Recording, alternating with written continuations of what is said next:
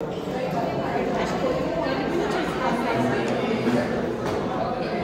a continuar.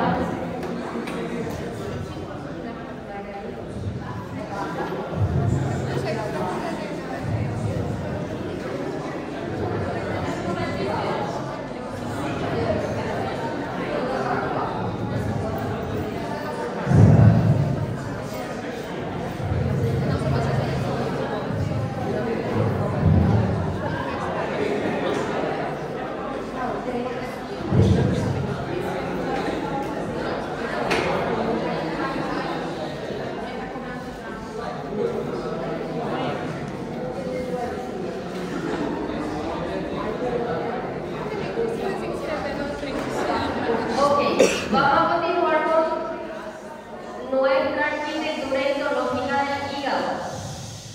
Explicamos el lobulillo clásico, que es la unidad estructural y funcional de nuestro hígado. Ahora tenemos dos tipos de lobulillos más. Tenemos el lobulillo portal y al ácido portal. El lobulillo portal vamos a unir tres hepatocitos y como eje central vamos a tener a la tríada portal.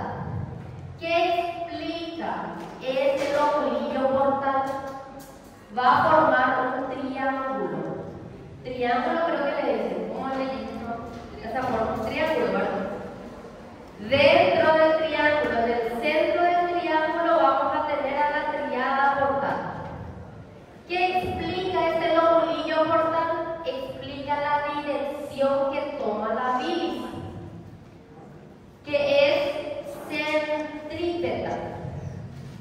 Y dentro para fora. Centrífuga, perdón. Centrífuga. Y dentro para fora. Explica la dirección que toma la bilis. La bilis que es secretado por los hepatocitos desde la parte más interna y es dirigido al extremo de los lobulillos.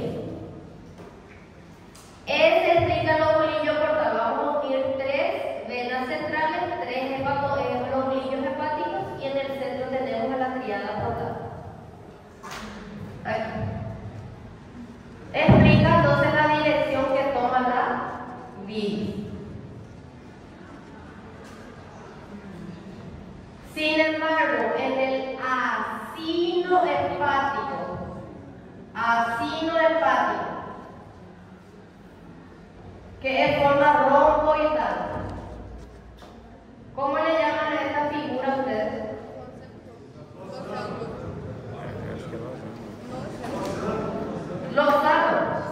Lozano, muy bien. Nosotros le llamamos de rombo. Rombo o romboidal. Rombo.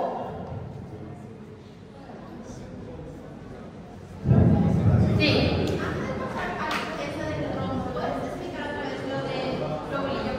Lobulillo portal, vamos a unir tres lobulillos clásicos. Tres lobulillos clásicos y vamos a unir como una línea imaginaria entre las venas por venas centrales. Aquí tenemos una línea, otra línea y otra línea, formando un triángulo. ¿Qué queda en el centro? Una tríada portal.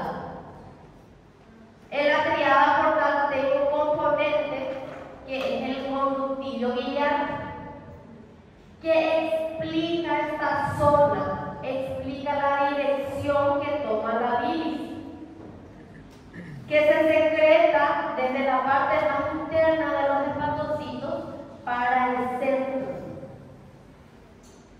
Exactamente, de dentro para afuera.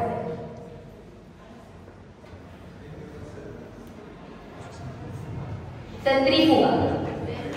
Centrífuga. Desde la parte más interna al extremo. El extremo sería el ángulo. ¿Entendimos? A la tríada portal. Aquí voy a tener otro lobulillo y va a formar otro lobulillo portal. Entonces,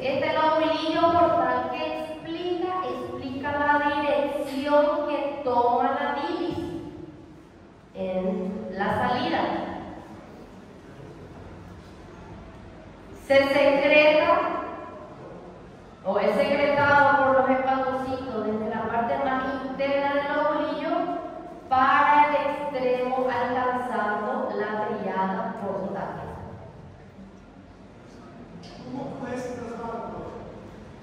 A través de los conductillos. Aquí voy a tener pequeños conductillos formados por las paredes de los hepatocitos que vamos a llegar a eso, hasta caer a este conducto biliar.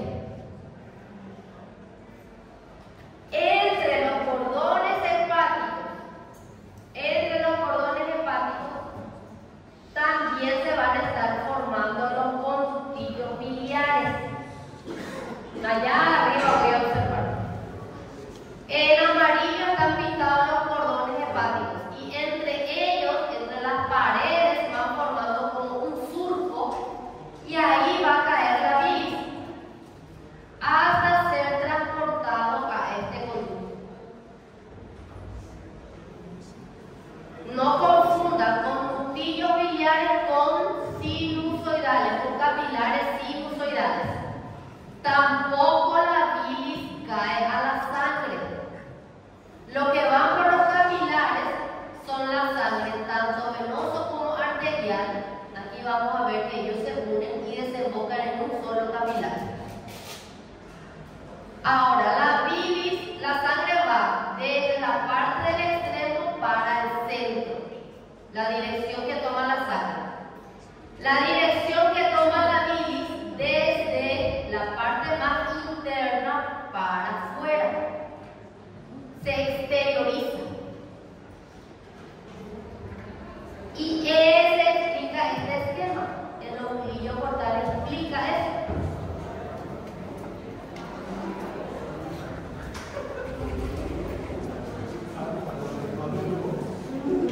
Ahora, el acino hepático. El acino hepático es otra estructura que necesitamos a dos lobulillos. Tenemos dos lobulillos clásicos formando un lozano, un rombo. Esta estructura explica la perfusión que tienen las células, la perfusión y la oxigenación que tienen los hepatocitos. Lo vamos a dividir en zonas, en una zona 1, en una zona 2 y en una zona 3. La sangre o las arterias se encuentran más en la periferia, más hacia la zona 1. Las células son las que reciben mayor oxigenación y nutrición por parte de las arterias. Es decir, que las células de la zona 1 son más oxigenadas y son más nutritivas. Las células de la zona 3 están más lejos de la arteria nutricia. Van a recibir menor perfusión, menor oxigenación. Recuerden que la arteria hepática es la arteria nutricia de nuestro hígado. A través de esa arteria está llevando sangre oxigenada. Las células que están más perto de esa arteria son las que van a recibir mayor nutrición y mayor oxigenación. Las de la zona 3 están más alejadas, entonces van a ser menos oxigenadas. ¿Qué quiero decir con esto? Cuando ocurre alguna obstrucción de las arterias, las primeras células en morir van a ser las de la zona 3. Porque ellos ya reciben poca oxigenación. Se obstruye la arteria y mueren. Las células de la zona 3. Ahora, las células de la zona 1 son las últimas en morir porque ellos ya están cerca luego de la arteria y tienen mucha oxigenación. Ahora, las células de la zona 1 son más propensas a estar en contacto con agentes tóxicos. Porque, nuevamente, entra por la sangre algún antígeno, algún agente tóxico. Las primeras que van a estar en la barrera van a ser las de la zona 1. Entonces ellos son las más nutritivas y las más propensas a enfrentarse ante agentes extraños. Las de la zona 3 son menos oxigenadas, pero ellos están más protegidos. Y de la zona 2, una zona intermedia, una zona de transición nada más. Ahora, en la zona 1 voy a encontrar células madres. Células madres indiferenciadas que cuando ocurra alguna patología o cuando los hepatocitos cumplan su vida media, van a renovar a las células hepáticas. Entonces, en la zona 1 voy a encontrar a las células madres. ¿Son madres todas? Sí, solo madres.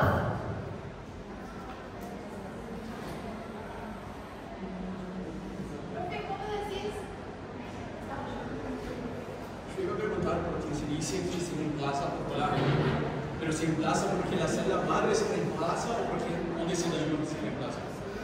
¿Cuándo? Perdón. No, cuando tu hepatocito, ves que todas las células tienen su vida media.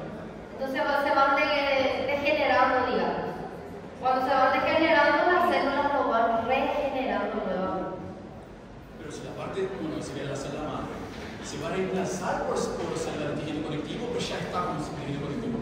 No. Estas células son también como parecidas a los hepatocitos. Solo que ellas pueden convertirse en células de tejido conectivo o pueden mirar hepatocitos. Como son células madres indiferenciadas, dependiendo de la necesidad que tengan. Y Por eso el fígado se encoge. Exactamente, sí. ¿qué pasa cuando las células de zona 3 sufren necrosis? Sufren necrosis y ahí pueden volver a regenerarse o se expande su necrosis.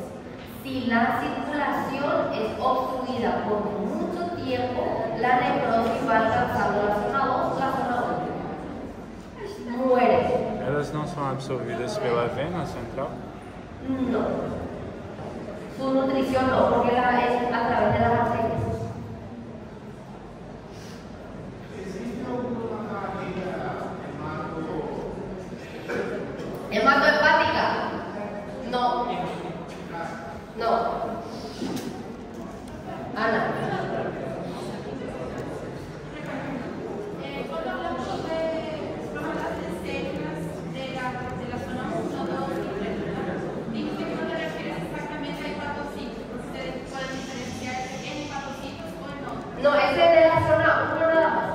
¿Y cómo se llaman esas células? Son las células madres. Solamente al inicio de esta zona 1 voy a encontrar a las células madres. Como son líneas imaginarias, digamos, aquí voy a tener lo que serían las células de la zona 1, aquí en el medio las células de la zona 2 y aquí la zona 3. Entonces, en esta región, en esta pequeña región, voy a tener a las células madres. Entonces, cuando dices que las células de la región 1 son más oxigenadas y nutridas, se refiere a que las células madres son más oxigenadas y nutridas. Sí, las células madres junto con los hepatocitos. Porque aquí voy a explicar y voy a llegar a esa región, que aquí mismo voy a tener un conducto que se llama el conducto de Ellis. Y solamente esa pequeña porción es la que tiene las células madres. El resto ya son hepatocitos.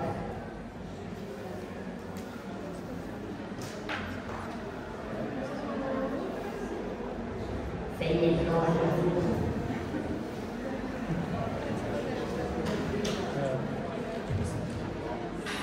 Recordando, estas líneas, estos colores están pintando a los hepatocitos. Aquí yo tengo hepatocitos, continúa siendo cordones de hepatocitos. Solo que es como una franja, digamos, que vamos trazando entre ellas. ¿Para qué sirve? Para detectar o describir la perfusión que tiene las células y la oxigenación. ¿Qué se puede, cómo se puede preguntar? ¿Cuál de las células sufre necrosis cuando hay alguna obstrucción sanguínea? ¿Cuáles son las primeras en sufrir necrosis? la zona 3. ¿Qué células reciben mayor oxigenación? ¿Qué células? ¿De qué zona reciben mayor oxigenación? Zona 1. Las células que se encuentran en la zona 1 son más susceptibles o propensas de enfrentarse a agentes tóxicos. La zona 1. Las células que se encuentran en la zona 3 reciben o están más protegidas de los agentes tóxicos. Eso no quiere decir que no vaya a llegar a alcanzar, puede llegar, solo que está más lejos nada más. Sí. ¿En qué zona encuentro células madres? Zona 1. Excelente. Son cuestiones de la prueba final. La cuestión número 55.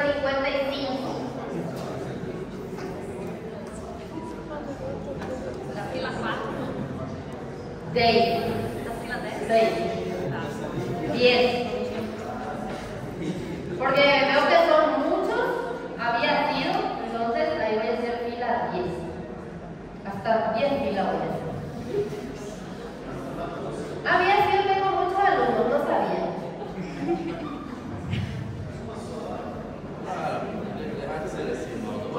No soy mala. Hincha nomás. Es mi humor. El que quiere soportar, soporte, y el que no.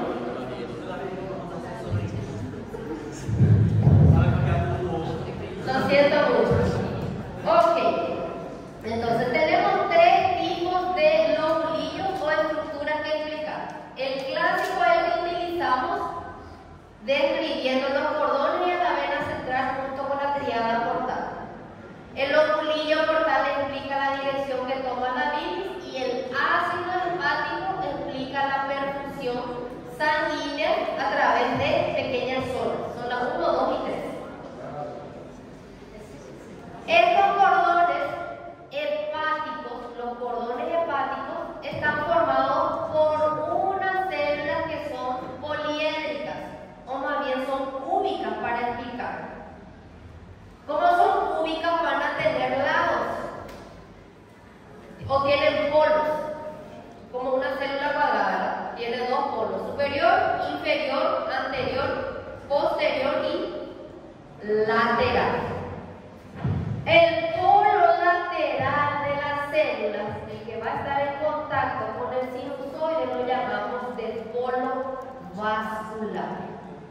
Y va a tener como microvellosidades al costado, como unas rugosidades. Lateral, porque entre un cordón hepático y otro cordón hepático voy a encontrar un sinusoide. Entonces, el polo vascular va a ser el polo que va a estar en contacto con el sinusoide. El polo, tanto superior como inferior, va a tener un pequeño surco, que lo llamamos de polo biliar. ¿Por qué? Porque aquí voy a tener otro hepatocito y conjuntamente va a formar los conductillos biliares. Aquí voy a tener otro hepatocito,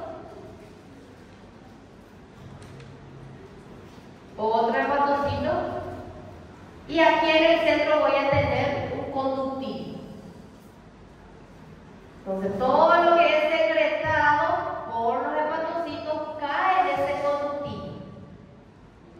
¿Para dónde se dirige? Para el conducto biliar.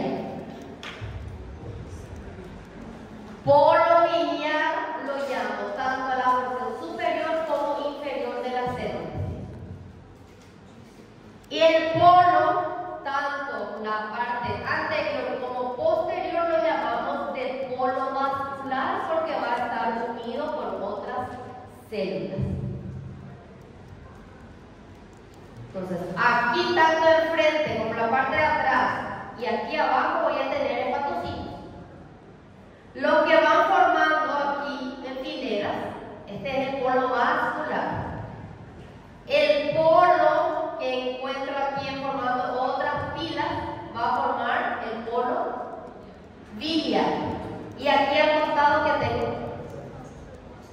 Polo vascular. Vascular. Vascular, biliar y celular. Van a dibujar como algo cuadrado al hepatocito. Como un cúbico, ¿verdad? Un cubo. De redondo, no cuadrado. Y vamos a tener 4. Este polo, ¿qué va a ser? Vascular. Aquí, arriba y abajo, biliar. Frente y atrás, celular. Celular. Entre células y la unión con otras células, aquí tanto abajo como arriba, van a formar pequeños surcos que son llamados conductillos. Por eso que los conductillos no tienen un epitelio, van a estar formados por paredes de los hepatocitos. Ahora, cuando ellos se están exteriorizando, cuando están alcanzando el lobulillo, la triada portal, mejor dicho, ahí sí ya van a tener un tejido epitelial. La parte interna, aquí, esta parte interna es el conductillo, paredes de hepatocitos. Cuando yo estoy alcanzando la triada portal, voy a tener un tejido epitelial ya. Voy a tener presencia de células madres y de colangiocitos.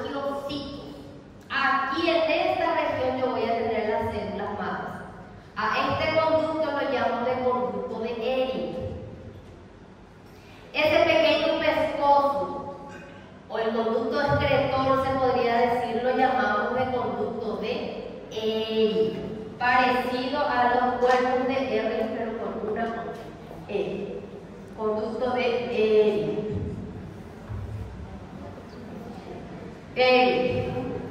¿Dónde voy a encontrar ese conducto de Ehrlich? Voy a encontrar aquí, próximo yo a la triada portal. ¿Por qué no encuentro más adentro? Porque adentro voy a tener solo paredes de hepatocitos.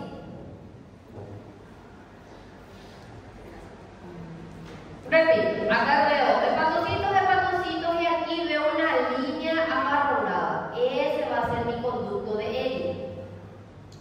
Quité ese conducto de Ehrlich.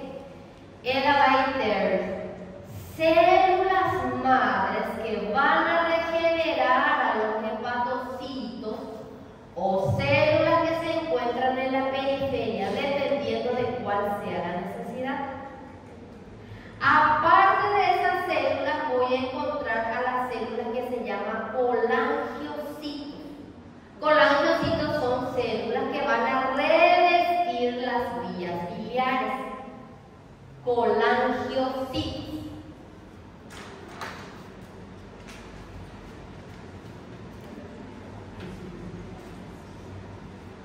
Colangiocitos.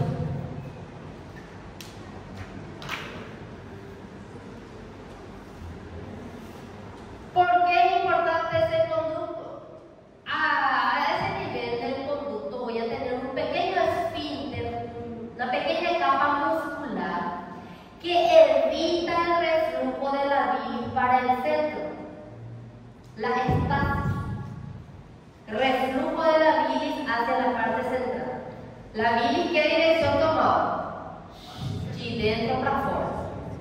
Para que evite, para que no pase el reflujo, aquí se va a ir como un esfínter a través del conducto de Ehrlich que evita el paso nuevamente de la bilis hacia la parte interna. Qual a indicação dos colangiocitos? Colangiocitos forma ya la pared,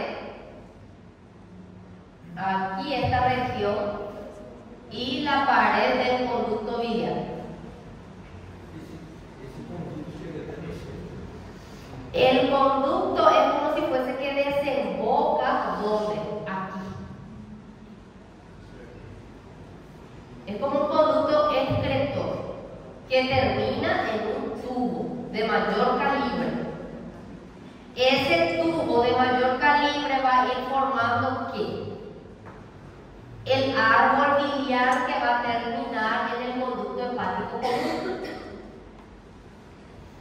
Mas é assim, eu entendi que ele desemboca no conduto biliar, mas onde ele começa? Em que momento? Comienza más o menos ya en el extremo final, aquí perto da triada portal.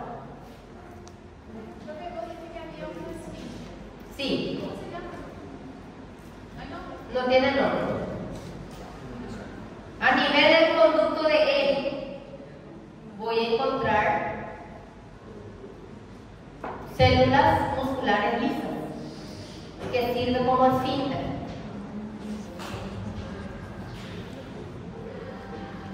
Toda célula tiene una membrana basal, ¿verdad?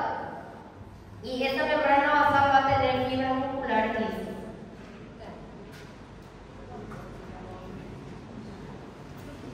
A ver si tengo otra imagen.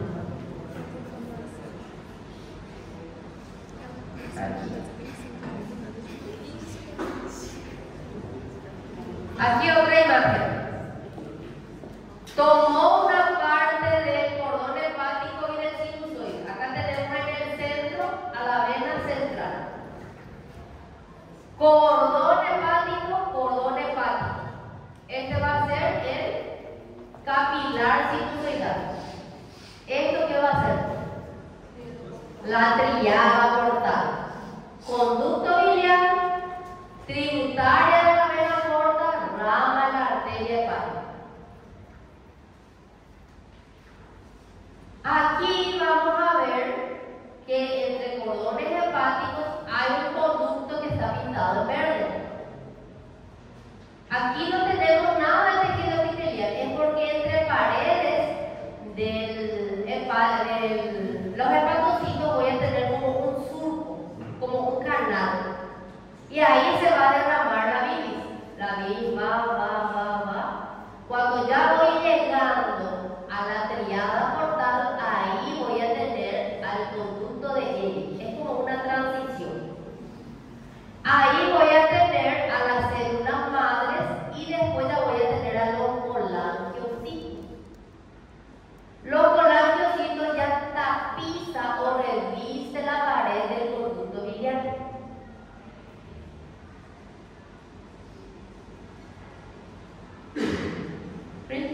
Más o menos.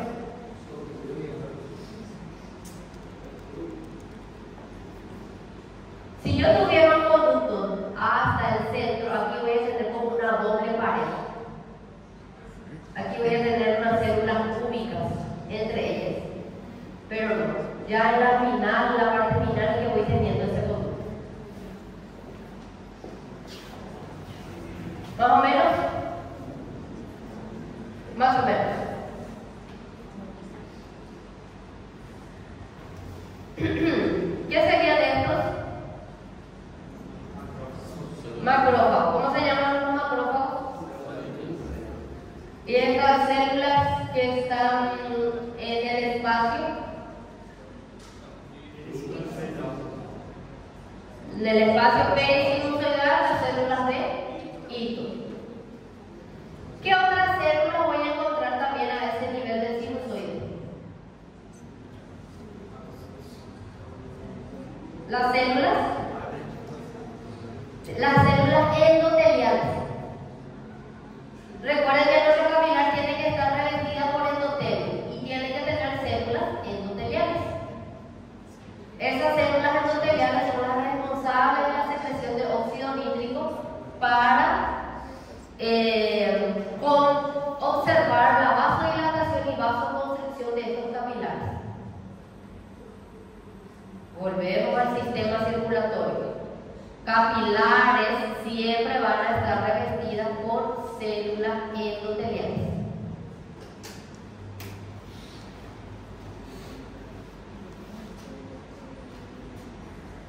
Cada vez más aburrida la histología. Nada de inicios, no te duermas de inicios. Muy bien.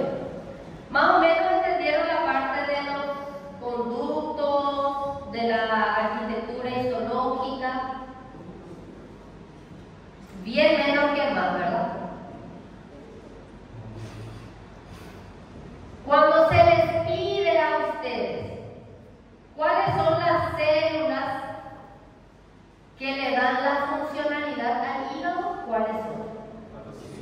hepatocitos. Excelente.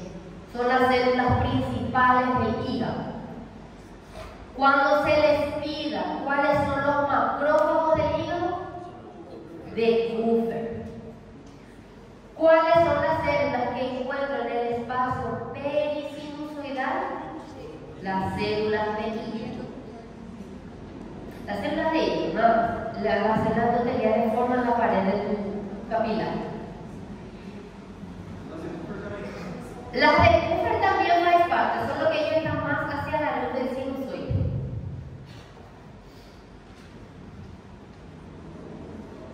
A ver qué más de lobulillo.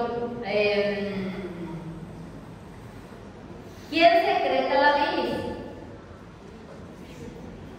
Fígado, los hepatocitos. Cada función que tenga el hígado está dado por los hepatocitos. ¿Cómo está conformado el lobulillo hepático? El clásico. Vena central, cordones hepáticos, capilares sinusoidales, y en el extremo voy a encontrar a la tríada portal. Ese es el lobulillo hepático y eso es lo que usted tiene que manejar. Van a dibujar en su casa y van a estudiar una y otra vez. Muy bien. Vena central, centro lobular y vena hepática terminal. Vena Central, Sí. barra centro lobular Y barra vena hepática terminal. sí, sería igual, porque son las tributarias de las venas hepáticas suprahepáticas. Entonces sería la composición del clásico. Sí, del clásico.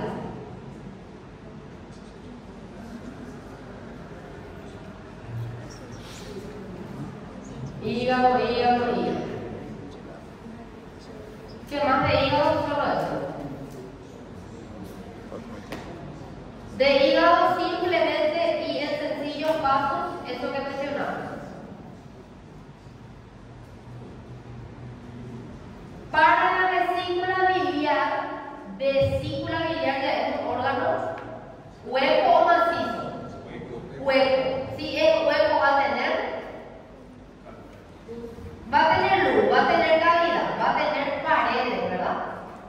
Las paredes de la vesícula biliar son 3, o capas también se le denomina. Una mucosa, una muscular y una adventicia y serosa. Tiene ambos. La parte del cuerpo y el fondo, más o menos fondo creo que era, se le llamaba, ¿verdad? Cuello. Está en contacto con el hígado, ahí va a ser adventicia. La parte del fondo se va a hacer peritonizado, que va a ser serosa. La mucosa va a tener vellosidades, va a estar revestida por tejido epitelial cilíndrico simple. Por debajo de ese tejido epitelial voy a encontrar los senos de Rokitansky. ¿Qué son los senos de Rokitansky? Es la imaginación del tejido epitelial que quedó dentro de la lámina propia, que no tiene ninguna función fisiológica. Son signos patognomónicos de alguna enfermedad exclusivamente obstructiva cuando estos senos empiezan a crecer de tamaño y en cuanto a cantidad. Cuando yo tengo una patología obstructiva de la vesícula, estos senos van a empezar a crecer de tamaño y en cuanto a cantidad, que puede llegar hasta la parte muscular de la vesícula. Son cavidades llenas de aire. Es cuando el tejido epitelial se imagina y forma como una boya dentro de la lámina propia de la vesícula. Y van a observar que tiene el mismo epitelio que la mucosa en sí. Creo que también ya observaron en la lámina vesícula biliar, ¿no? Entonces van a ver, mucosa, todo esto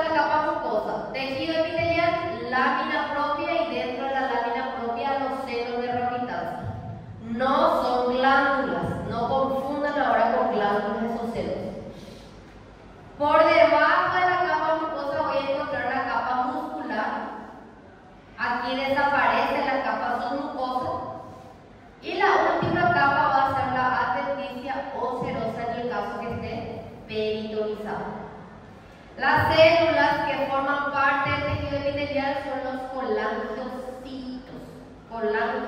que mencionamos allá cuando comenzó nuestra vida biliar. Colangiocitos. ¿Tiene muscular interna? No tiene. Sí, Muscular externa. la muscular externa sí tiene.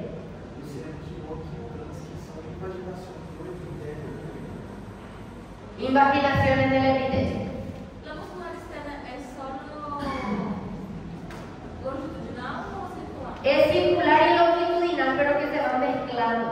Ah, No tiene como una disposición bien separada. Se considera sendo só se atravessar o músculo, não? ¿Cómo? Vai se considerar o seno só se atravessar o músculo. Se chegar ao músculo. Sí llega, pero también dentro de la mucosa forma también senos. Mira. Aquí por ejemplo tenemos.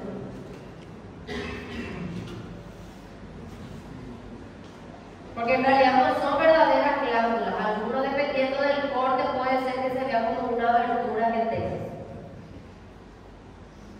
os colangiocitos é só para revestimento? Sí, de revestimiento y para reabsorción. Va a reabsorber agua, electrolitos y va a secretar sales biliares. Reabsorción de agua, electrolitos, secreción de sales biliares. Eletrolitos? Por eso se dice que la bilis complementa, perdón, la vesícula complementa la bilis que sale del hígado.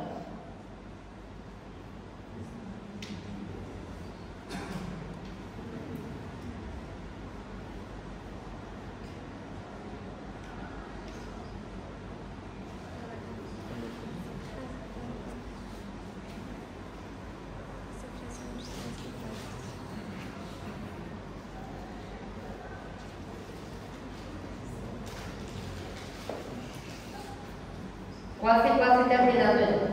Entonces, de vesícula lo que tiene que saber es las capas que tiene, el tejido epitelial que tiene y la función. Tiene 3 capas revestidas por un epitelio cilíndrico simple. Dentro de la lámina propia tenemos los senos de Rokitansky. Tiene una capa muscular externa que es músculo liso. Capa muscular no lo llamamos porque las fibras están entremezcladas. Y una capa adventicia o serosa. La función de ello es almacenar la bilis y espesar secretando las sales biliares. Sí. En la mucosa. Ella va a hacer reabsorción de agua y electrolitos y secreción de sales biliares.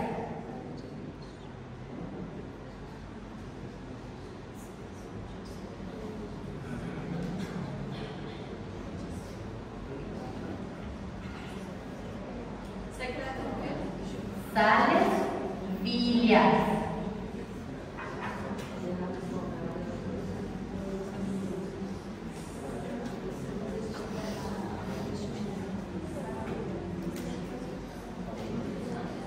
Profe, ¿en toda la bilis que almacena, en toda la vesícula que almacena la bilis o es la capa adventicia? No, la capa adventicia es una capa nada más que recubre tu vesícula. La bilis es el suco que proviene del hígado. Se cae por la hepática común, pasa al conducto cístico y es almacenado aquí. No es que se almacene, ya en realidad va complementándose y continuamente va expulsando. Y se condensa más también. Exactamente, se condensa más. Sí, Entonces, almacena, porque ahora también se pasa un poco fino. sí, Un poco fino. Sale. sí, porque continuamente va a ir secretando. A través del conducto colédoco va a ir expulsando doble.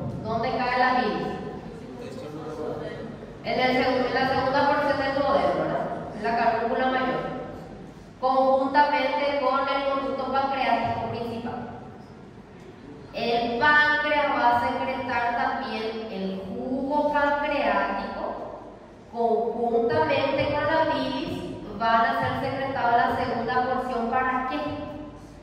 Para emulsificar la grasa. Sirve como una emulsión para quebrar líquidos, como el detergente de nuestro cuerpo, para quebrar los líquidos. El jugo pancreático sirve para quebrar otras sustancias como proteínas, tenemos carbohidratos, colágeno, que es la que vamos a estudiar ahora.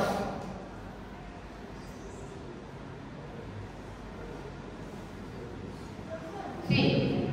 Cuando hablamos en el hígado, ¿verdad? Sí. Para los leucocitos, tienen que revestir las paredes con conducto biliar. Sí, ¿verdad? sí. Y ahora ellos ya no revisten nada, solo absorben agua, electrolitos y secretan sal. ¿Reviste qué? Reviste la mucosa. La mucosa, cuando hablamos del tejido epitelial, es un revestimiento formado por quién? Por células. Y esas células son los colangiocitos. Ahora, ¿cuál es otra función aparte de revestir? Secreción y absorción.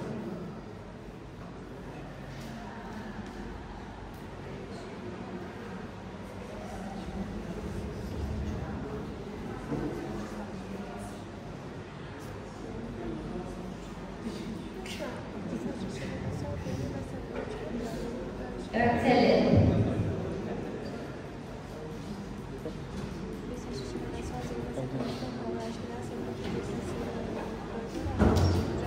Ah, sim, dá sim. Ok, siguiente órgano. Ok. Para terminar ya, tenemos al páncreas. Páncreas es un órgano mixto, porción exócrina y porción endócrina. La porción exócrina tiene como función secreción de proenzimas. Proenzimas son componentes que hacen parte del jugo pancreático. ¿Qué significa proenzimas? Significa que se van a transformar en enzimas una vez estando dentro de la luz del duodeno. Porción exócrina del páncreas secreta, libera proenzimas. Si es una porción exócrina, va a estar formado por células acinares. La glándula es una tubular acinosa compuesta por células que van a secretar proteínas, digamos, tienen gránulos de silógeno. Profe, estas enzimas que son parte del jugo pancreático. Sí, entre ellas tenemos la amilasa, la lipasa.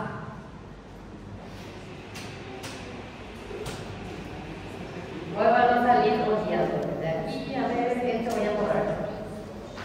Entonces, porción exócrina del páncreas es una glándula serosa. Muchas veces se confunde con una parótida. Están formados por ácidos serosos que tienen células piramidales.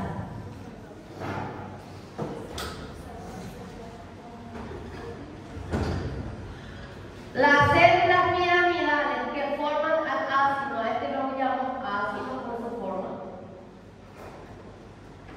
Las células van a tener en su interior gránulos decimógenos que le dan el aspecto de una coloración muy basófila.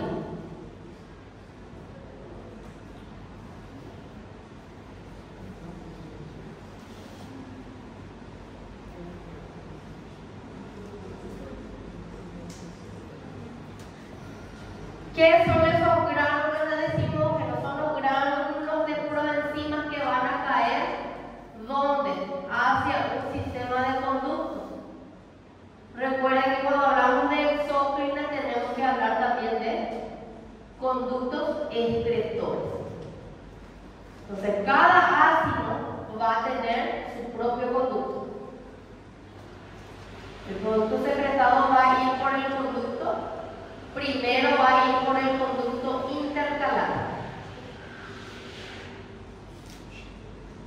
¿Qué hacen los gránulos?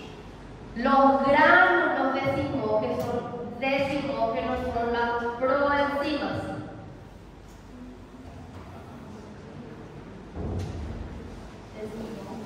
Simógeno. En las de glucosa eran mucinógeno. Aquí son decimógeno, son proteínas.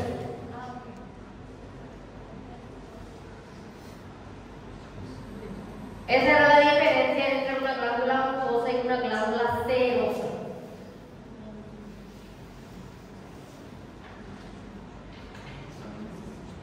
Que ustedes vieron todo semestre pasado.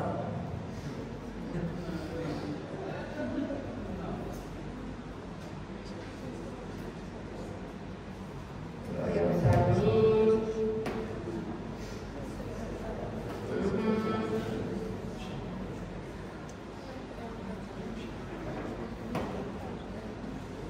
¿Cuáles son las proenzimas secretadas por la porción exócrina? Sí, vamos a tener el tripsinógeno, vamos a tener el quimiotripsinógeno,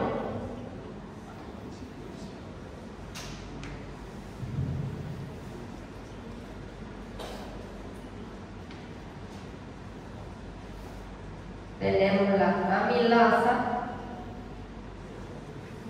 tenemos la lipasa y tenemos te voy a borrar la hígado.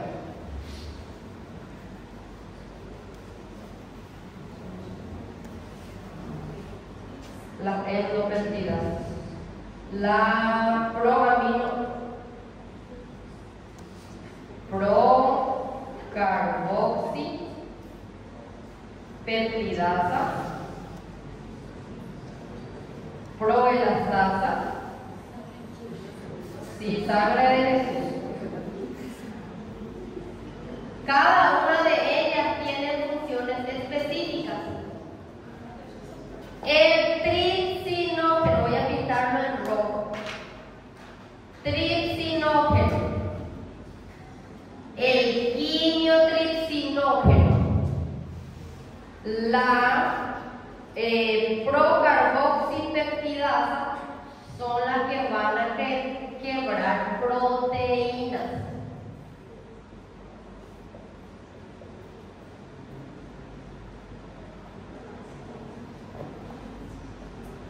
La proelastasa en azul va a quebrar colágeno. Los colágenos que se encuentran en la carne que consumimos. Todos esos nutrientes que nosotros vamos consumiendo, tenemos carbohidratos, harina, arroz, fideo, carne de pescado, de pollo, carne de vacuno, tienen nutrientes y están formados por varias sustancias. Al llegar en el intestino delgado, esas sustancias tienen que ser reabsorbidas, tienen que ser aprovechadas por nuestro cuerpo. Pero ellas no entra un pedazo de carne en la torrente sanguínea, solo entra su componente. Para eso sirve estas enzimas, para quebrar los enlaces que tienen. Tripsinógeno, quimiotripsinógeno, procarboxipeptidasa se van a convertir en verdaderas enzimas dentro del intestino delgado, específicamente el duodeno, para quebrar proteínas. La proelastasa, colágeno. La amilasa, carbohidratos. Y la lipasa, lípidos.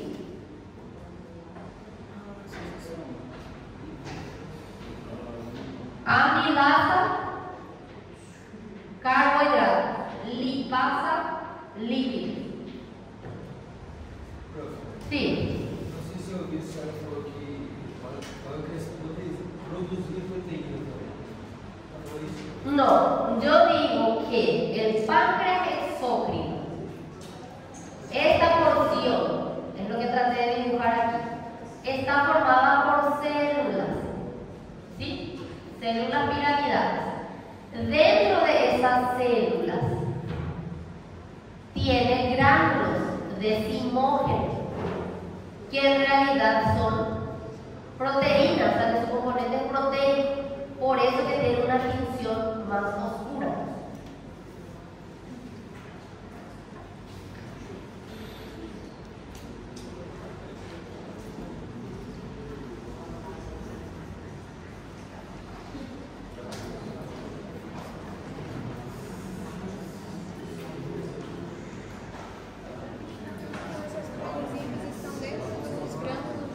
Exactamente, o sea que esos gránulos decimógenos son las proteínas. A ese conjunto nada más, porque yo al observar dentro del citoplasma, yo no sé cuál es cuál. Solo veo cuchillados, y a ese cuchillado nada más lo llamamos de gránulos.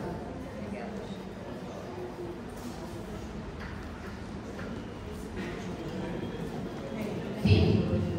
Al microscopio o al electrónico yo voy a observar estos cuchillados nada más. Yo no sé cuál es cuál, yo no sé cuál es la tripsina, cuál es la amilasa, cuál es la lipasa. Y entonces a ese conjunto de gránulos lo llamaron gránulos decimógenos. Estas sustancias van a ser secretadas hacia un sistema de conductos. El primer conducto, que es como un canuto que enfrió dentro de una mitad de naranja, y el conducto intercalar, o que va a reabsorber agua y va a secretar bicarbonato. ¿Para qué ese bicarbonato? Para neutralizar nuevamente el ácido que viene del estómago.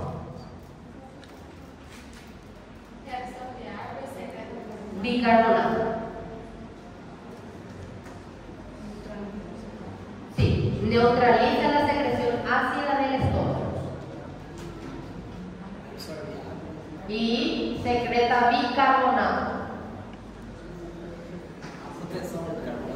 Exactamente. La de bicarbonato va a ser neutralizar, protección. Neutraliza la secreción ácida del estómago. Sí. Bicarbonato.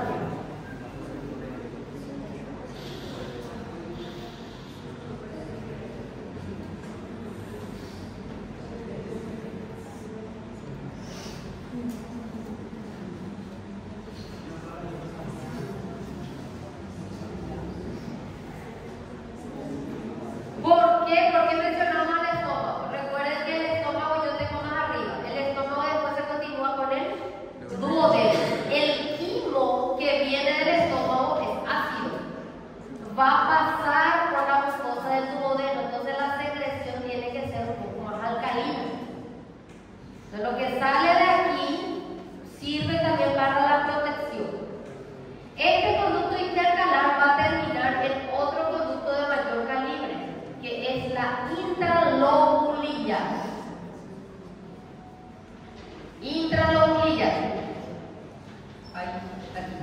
Intercalar, intralobulilla.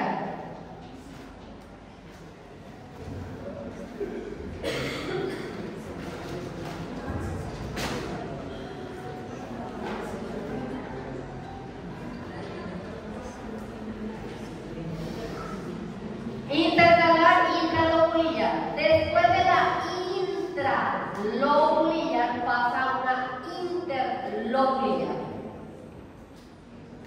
Parece trabalengua. Intercalar, intralobulilla, interlobulilla.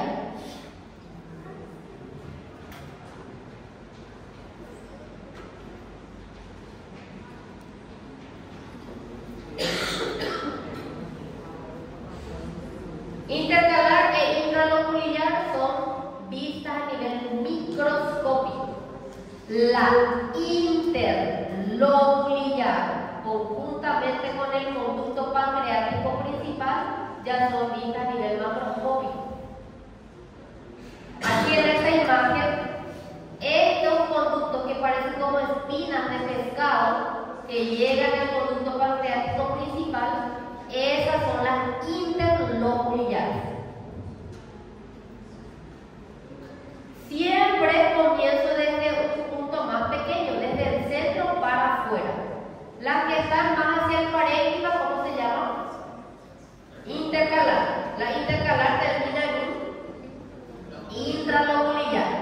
La intranuclear termina en una inter. Y de la inter al pancreático principal o al accesorio. Entonces todo el producto secretado por el parénquima del páncreas va siendo dirigido hacia este conducto. Porción exócrina.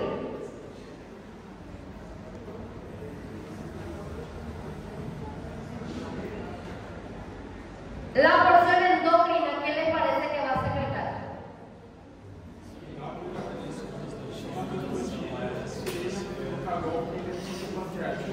Muy bien, las hormonas.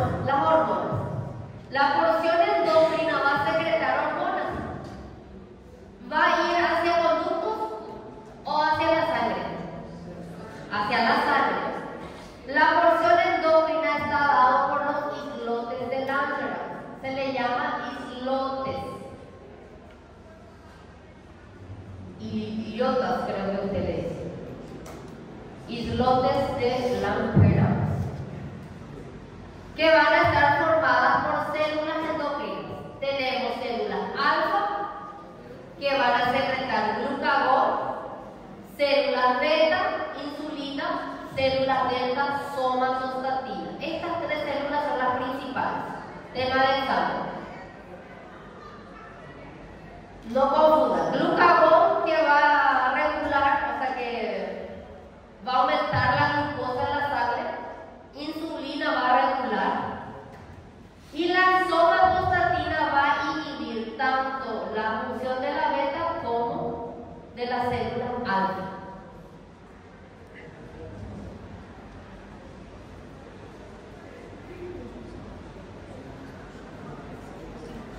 Alfa, glucagón, beta, insulina, delta, somatostatina. Células secundarias tenemos al PP, polipeptido pancreático, a las células épsilon que van a secretar grelina.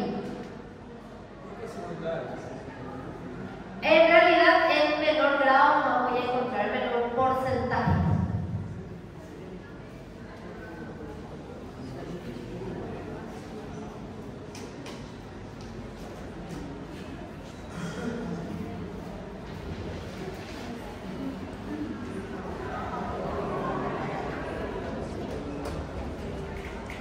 Cuando se le pida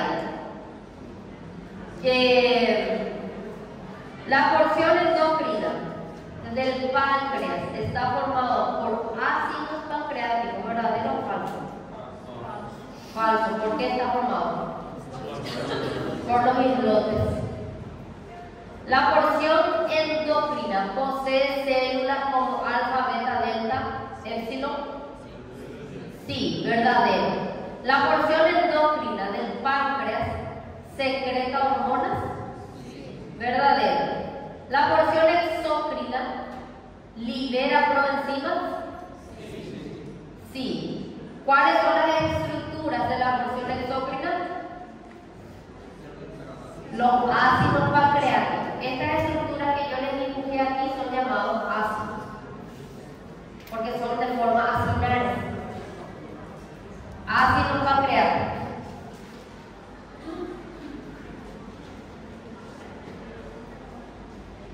Cuando la persona es diabética de tipo 1, la falla es a nivel de las células beta. No produce insulina. En el de tipo 2, estas células fallan porque ya hay un aumento de glucosa y estas células ya no secretan lo suficiente para contrarrestar, para disminuir el azúcar en sangre. Por lo menos eso tiene que rescatar del páncreas cuando ya la persona le hable de diabetes. Y es eso de digestivo 3. Es un poco largo, un poco tedioso, aburrido, pero es necesario aprender. Muy bueno, muy bueno.